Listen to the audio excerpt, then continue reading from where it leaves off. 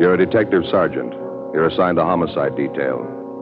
A man is shot down in the street of a residential neighborhood. He's critically wounded. You don't know who the assailant is. You don't know where he is. Your job, get him. Compare Fatima with any other king-size cigarette.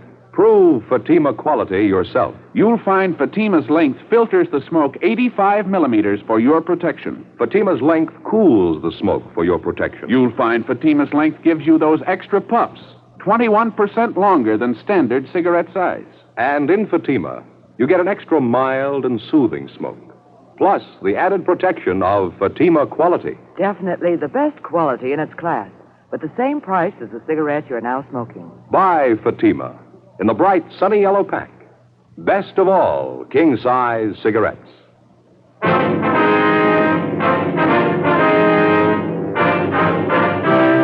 Dragnet, the documented drama of an actual crime.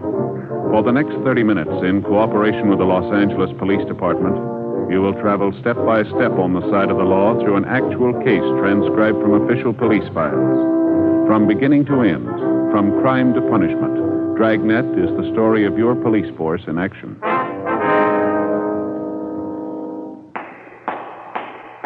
It was Thursday, January 20th. It was mild in Los Angeles.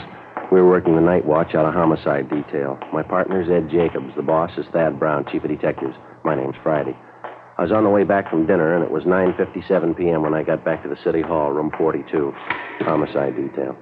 Hi, make it in time? No, they were closed up. Oh, that's too bad. Where'd you eat? Well, that cafeteria down the street was terrible. Nothing at all, huh? Well, I figured I'd be safe with a corned beef hash. Even that wasn't much. Soggy, you know. Probably standing all day. That's too bad. I asked Johnny if he'd stay open a couple of minutes late. Told him you were coming right over. The place was closed tight when I got there. Couldn't raise anybody. It's tough luck. Short ribs are really good tonight. Some great pie, too. Boysenberry. Best ahead anyway. Mm-hmm. Say, you got any of those bicarb pills in your locker? I could sure use one. I'm afraid not. Gave the last one to Gene Bechtel tonight. Oh. He ate at the cafeteria, too. Hiya. Oh, hi. Well, what do you say? Any phone calls for me yet? Muriel down at the staff's office called. That run you asked for, they got it ready. It was the only call, huh? Yeah. Mm-hmm. What is it, Al? Something wrong? No, why? You've been moping around like you lost your best friend. What's the matter? You mad at the world? No, just my in-laws. The wife had her father and mother over for lunch today. The old man's getting to be a real pain in the neck. Don't get along with him, huh? I keep trying to. Doesn't seem to do much good. All he can think of is money. It's all he can talk about. Why let it bother you? My in-laws have been talking about it for years. Forget it. He won't let you. The minute he puts his foot inside the front door, it's the first thing you hear. Crusty old guy. That pipe he smokes enough to knock you over. Why don't you duck out when they come over? Tell them you got a call. You have to go to work. Well, the wife's onto that one. She makes me hang around. Keeps telling me her father and mother like me. You never know it. The old guy's a real tyrant. See, the wife comes from a big family. Every time I see her old man, he has to make a point of telling me how smart his other sons-in-law are. How much dough they're making. Yeah, same routine every time. One of his daughters married a carpenter. He's making $20 a day. One of them married a hod carrier. He's making $25 a day. Always ends up asking me how much I'm making. Why don't you tell him it's none of his business? I did today. That's what started the argument. I walked out. Crusty old guy. Yeah, so I get it. Homicide, Friday. Yes, sir. Where? Mm-hmm. Would you repeat? Yes, sir, I have it. Fine, thank you. Yes, sir, right away. Shooting, Kirkman near Alpine. Let me grab my coat. No details? Man down on the sidewalk, apparently hurt bad. Neighbor said it was a family fight. Come on, we better hustle it out. Let's go. That's one good thing about this job. How do you mean? Trouble. You don't know what it is till you hear about other people's.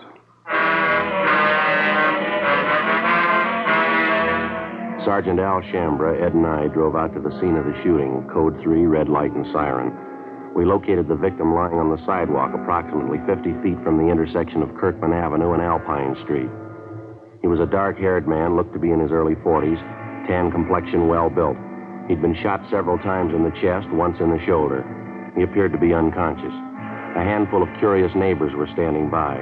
One of them, a short, balding man, identified himself as Ernest Whitley. He said he was the victim's next-door neighbor. What's the man's name, Mr. Whitley? Wally Radford lives right next door to me. Been my neighbor for years. Where do you live? This apartment court right here. I live in the cottage next to the end when they're number 8. Wally lives in number 9. One right on the end there facing us. See? Yeah, what do you know about the shooting, Mr. Whitley? Well, I didn't have anything to do with it. I was watching television with the wife. I heard the shots outside. You can ask the wife. She'll tell you. You heard the shots outside of Radford's cottage, is that right? Yeah, that's right. Where's the ambulance? Why don't they come? They've been notified. They're on the way. Well, who did the shooting, Whitley? Would you know that? Well, not for sure. We were watching television, like I said, when I heard the shots, wife and I. First, I heard the shots, and then I heard somebody yell. I thought it was some high school kids in a hot rod or something. You know, horsing around outside. Wife told me to get up and take a look anyway, so I did. Uh-huh. On the way to the door, I heard another shot. Then somebody yelled out again like they were hurt. Must have been 6 or 7 shots anyway. Just as I opened the door, I saw Wally go running past. I didn't know what was coming off. He ran right out toward the street here. Weaving back and forth, looked like he'd had a couple of drinks. I didn't know what it was. You didn't see the actual shooting? You didn't see anyone with a gun? Well, no. The only one I saw was Wally. He ran right by me, holding his hands up to his chest. I yelled to him, but he didn't stop. I didn't know if he was drunk or what. When he got out here to the sidewalk, I saw him fall down. I went after him. It was terrible. Say, either one of you got a smoke? Yeah, sure. Look, I'm still shaking like a leaf. There you go. Swell. Thank you. Want a light? Yeah, please. Thanks. You're welcome. Was Radford still conscious when you reached him, do you know? Just about, yeah. I don't know how many times he was shot. He was rolling around on the ground. Pain was terrible. The whole front of his shirt was all stained. I yelled to Mike Desmond, one of the other neighbors. He called you fellas. Did Radford say anything to you? How it happened? I kept moaning about the pain. Kind of made me sick. It was a relief when he passed out. Mm-hmm. Did he tell you how it happened? Yeah, his wife. I figured that was it when I saw what was wrong with him. He told you his wife shot him? Well, they had a big fight today, Wally and his wife. Started this afternoon, been going on all day, all night, yelling at each other, throwing things around. I never expected this, though. Something must have snapped. She must be out of her mind. Where's his wife now? I don't know. Still back in their cottage, I guess. I've been here since the shooting. I didn't see her leave. Joe? Yeah. We got our hands full. Now, what do you got? Just talking to one of the neighbor women back in the court here. She said a Mrs. Radford phoned her about 5 minutes ago. Identified herself as the victim's wife, cottage number 9. What did Miss Radford want with the neighbor? She said she was giving fair warning. She wanted her to pass the word along. What do you mean? Claims she's going to kill anybody that comes after her.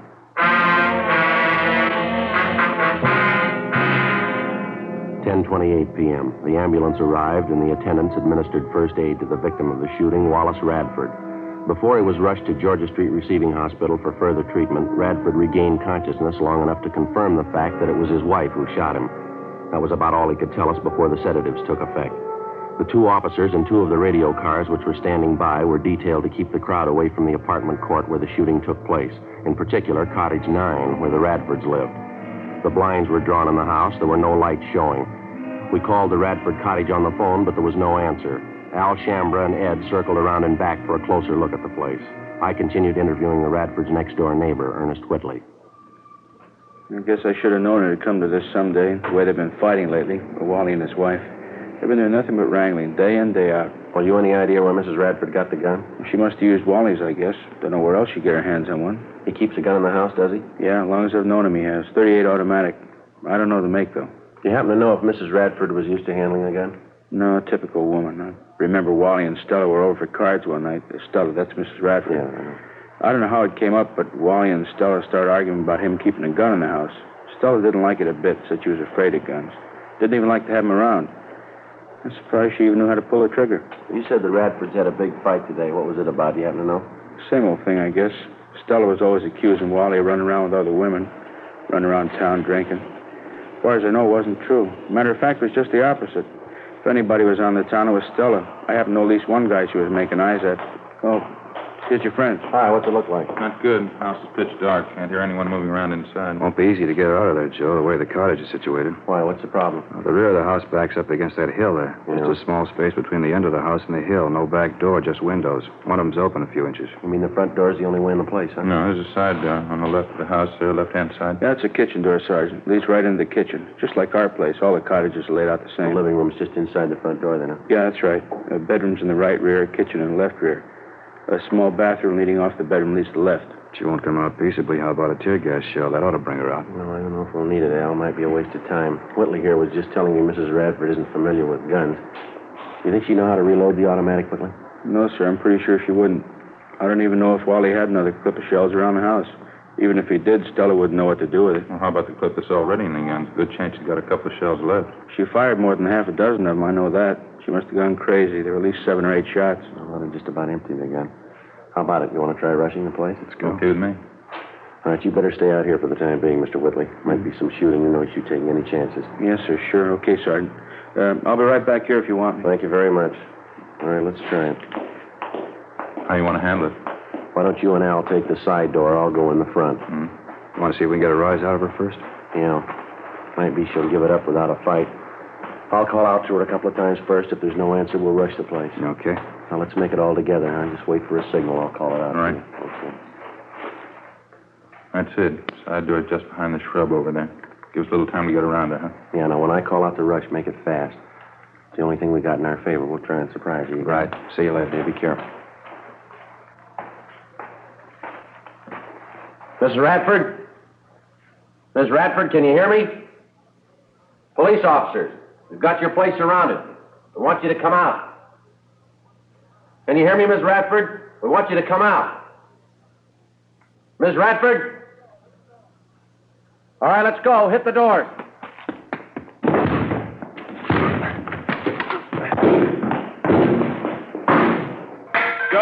Joe, you all right? Yeah, what about you? In the kitchen. It's empty. Okay, just a minute. Living room's empty, not in here. Ed, in the bedroom. Nothing here. Yeah, how about that? Hey, Joe, back here. Where are you? Bedroom, straight back. All right. Have a look. Did you check the bathroom and all the closets? Everything. She's gone.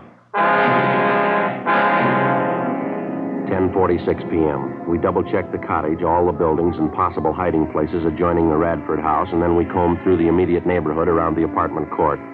There was no trace of the suspect, Stella Radford. In the apartment, we found a picture which neighbors told us was a good likeness of Mrs. Radford. Al Shambra got to a phone, called the office, and a local broadcast and an APB was gotten out on her. We figured she probably slipped out of the house without being noticed during the general excitement immediately after the shooting. Her phone call to one of the neighbors warning that she'd kill anyone who came after her only served as a stall to give her more time for a getaway. 10:55 p.m. Ray Pinker and the crime lab crew arrived and began their preliminary investigation. Judging from the bloodstains found on the furniture and the rug in the living room and on the front steps of the cottage, Radford had first been shot while he was in the living room, and then apparently he ran out the front door to escape the gunfire. A trail of 7 empty shells ejected from a .38 caliber automatic seemed to indicate that his wife followed him out the front door, still firing at him as he tried to get away. We checked the apartment court garage, but the Radford's car was still there. We remained at the apartment court interviewing the neighbors and trying to get a line on some of Mrs. Radford's known friends and associates. Joe, how'd you make out? Not much, Al. The neighbor I talked to hardly even knew the Radfords. How about you? Not much better. The only apartment up the way name's Joanne Taylor. She told me she knew Radford's wife fairly well. Says she has a sister in town. Doesn't have any idea where she lives, though. How about the boyfriends Mrs. Radford's supposed to be running around with? She know anything about that? She thinks she was doing a little running around. She doesn't know who the men are, though. Hear anything about Radford's condition? Yeah, I checked with Georgia Street a couple of minutes ago. It's pretty critical. I don't know if he's going to make it or not. Joe, Al, back here, hustler. Come on. What do you got? Radford's neighbors next door, Whitley's. Just got a call from Mrs. Radford. She's talking to Mr. Whitley on the phone right now. Let's go. I don't know what this is all about.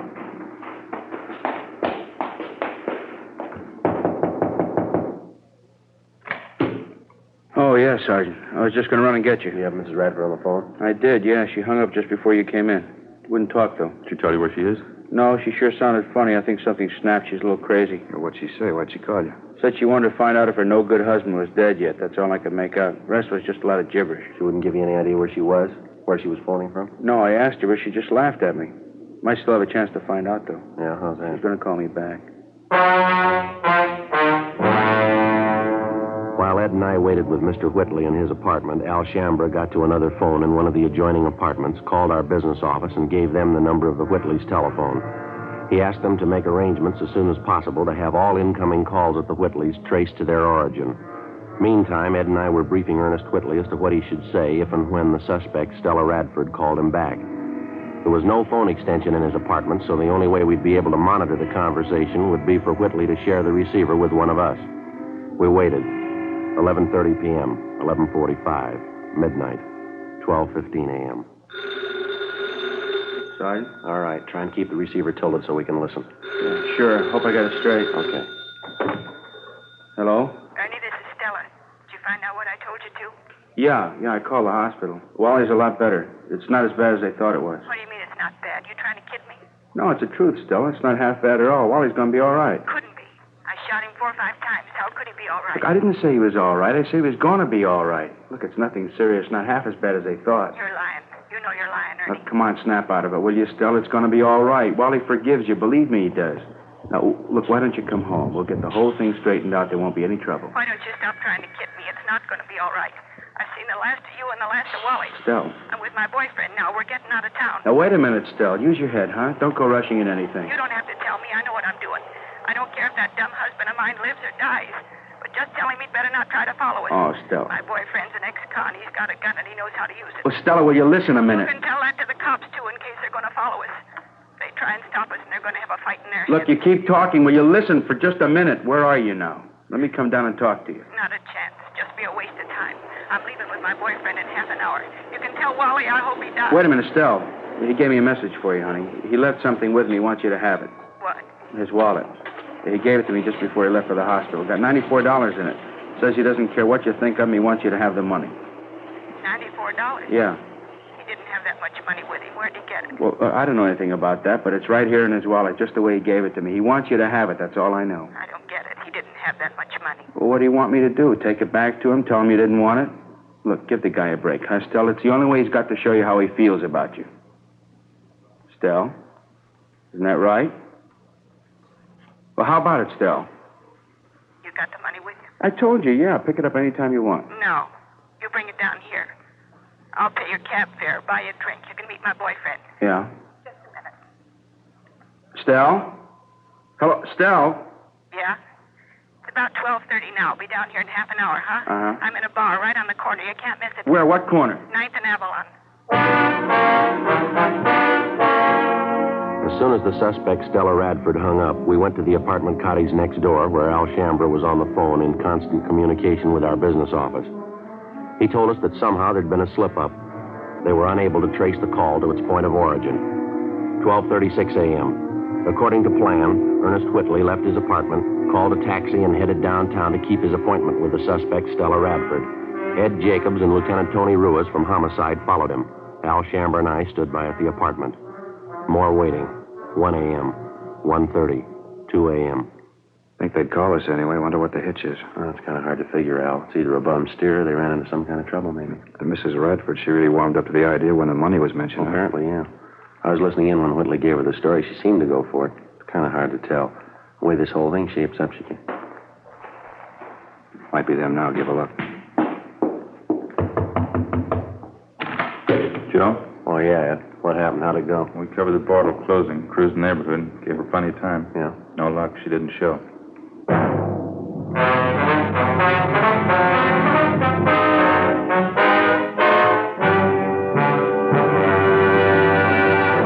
You are listening to Dragnet, authentic stories of your police force in action. Fatima, America's first, largest selling blended cigarette. Now king size. The only king size cigarette that makes you this money-back guarantee. Buy a pack of Fatimas.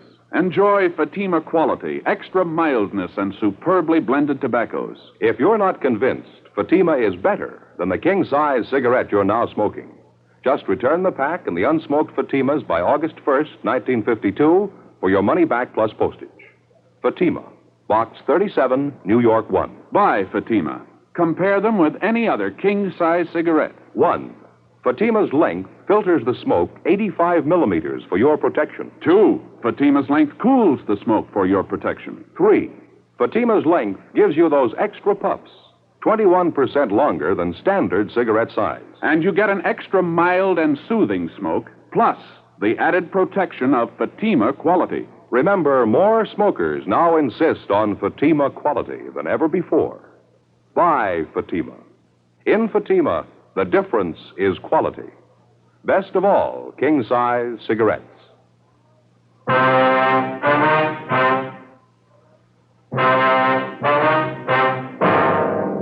Friday, January 21st, 2:28 a.m. With the failure of the suspect, Stella Radford, to keep the date with her next-door neighbor, Ernest Whitley, at the Avalon Boulevard bar, we reached a temporary stalemate.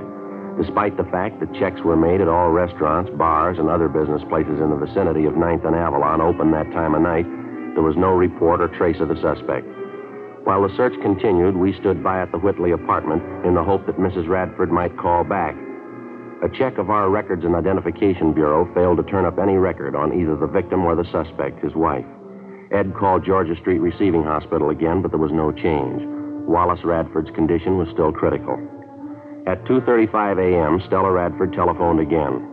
While we listened in, she told Whitley that she'd had no intention of keeping that appointment with him at the Avalon Boulevard bar.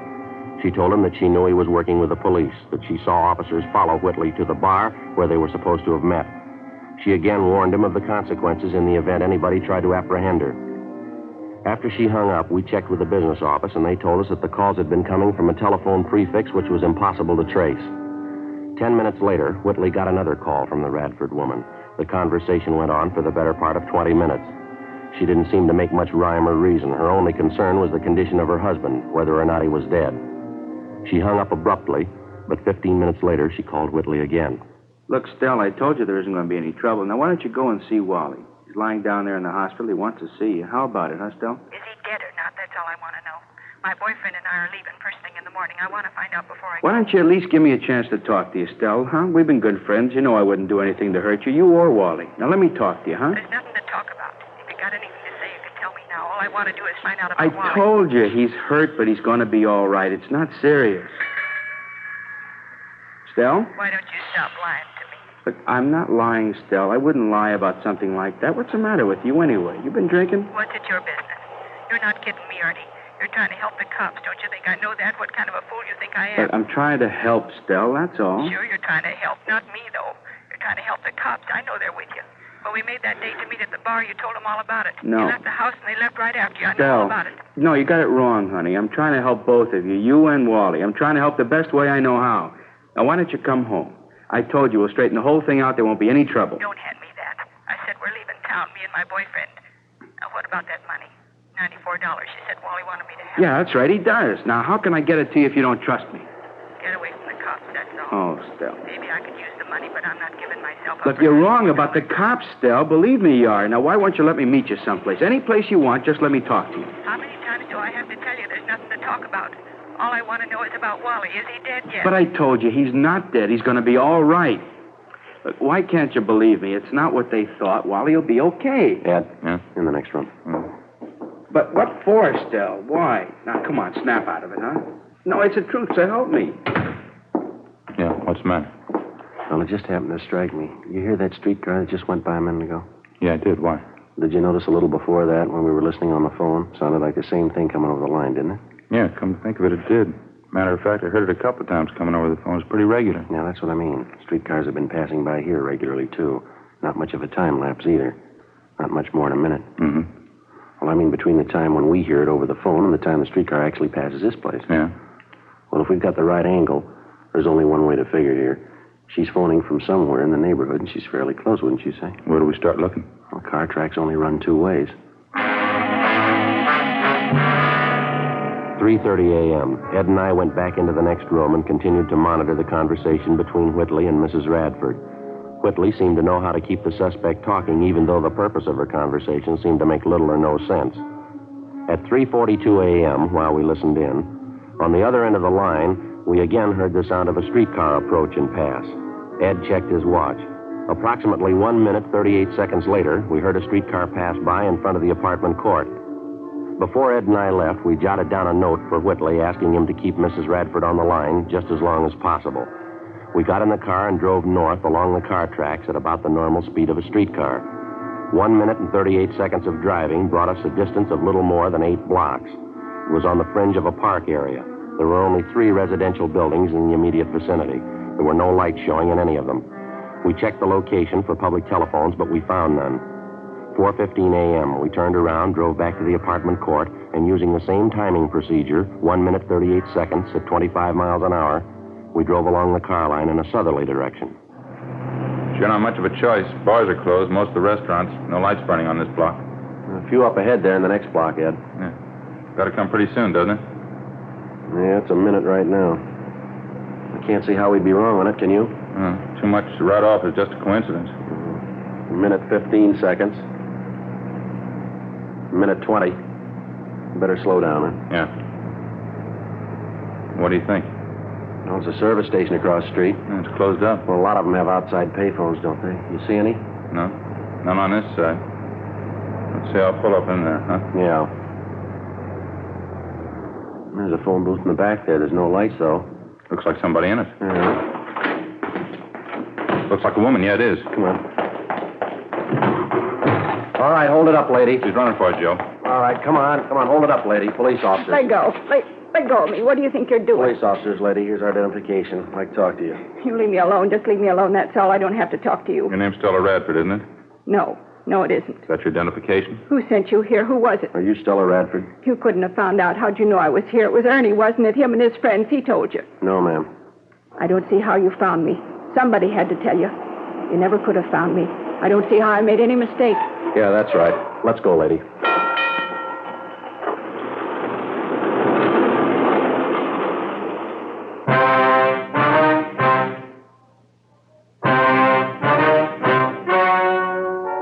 The story you have just heard was true.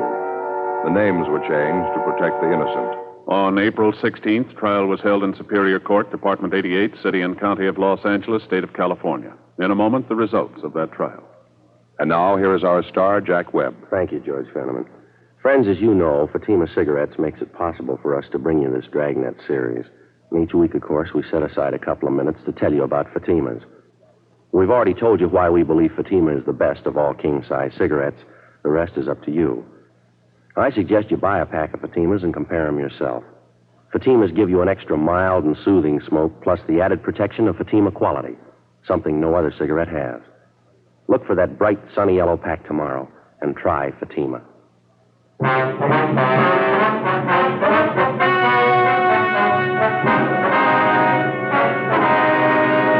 The victim of the shooting, Wallace John Radford, recovered from his wounds and refused to press charges against his wife.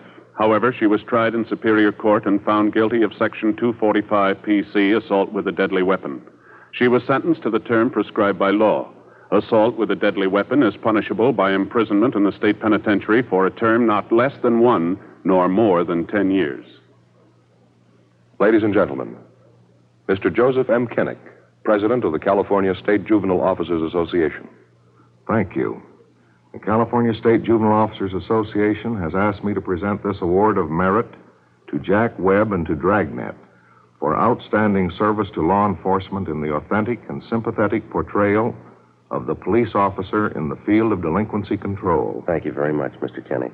And I'll be looking forward to meeting you again and the members of your association at your annual conference banquet tomorrow night here in Los Angeles.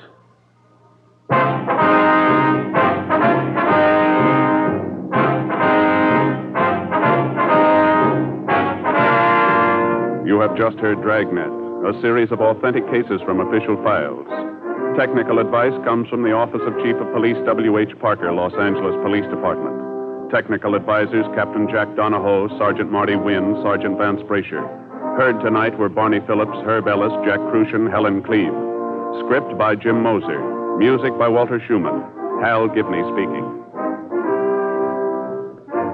Fatima Cigarettes, best of all king-size cigarettes, has brought you Dragnet, transcribed from Los Angeles.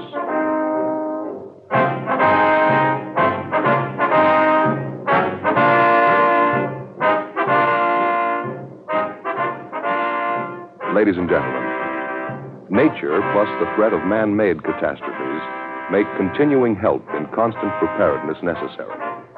The Red Cross binds these needs. Answer the Red Cross call with a generous contribution.